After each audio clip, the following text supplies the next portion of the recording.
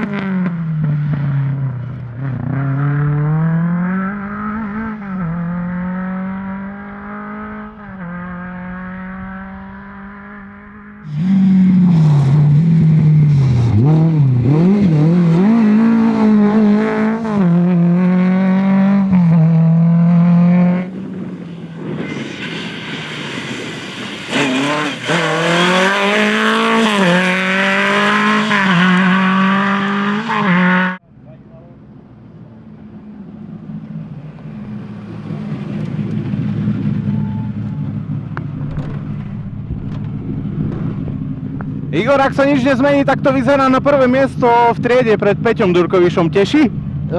Teší hlavne po dlhej dobe, lebo už sme boli trošku frustrovaní z toho všetkého. Škoda, Majo to mal rozbehnuté výborne, na ňom sme dneska nemali, ale tešíme sa, ak je to tak, že sme prví, tak výborne. Žiguliak poslúchal, posádka fungovala?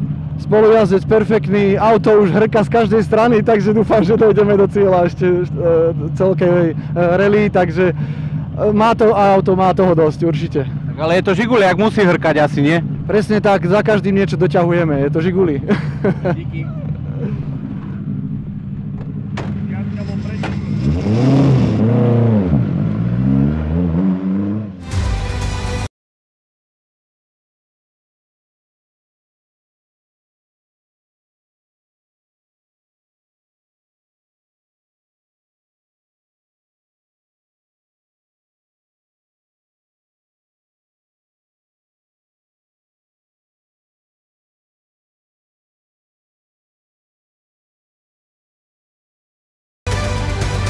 Od rána sme sa zobudili výborne, auto šlo super, až na tej druhej rýchlosti sme mali jemnú krízovku, narušili sme si geometriu a potom nám to auto skákalo po celej ceste, takže sme mali chvíľa aj horké, ale užili sme si, to auto šlo, takže treba povedať, že Martin Jurečka to mal perfektne rozbehnuté, na ňo by sme dneska nemali, keby nemal technické problémy. Ale tešíme sa z prvého miesta, lebo už dlho nič nebolo a sme boli frustrovaní trošku už z toho všetkého. Takže sme radi. Išli sme na hranici aj svojich možností, aj možností auta hlavne, lebo vravím, na konci už to bolo také uskákané, že som mal čo robiť, aby sme vôbec do cieľa trafili, takže sme radi, že sme tu zdraví a všetko vyšlo ako má.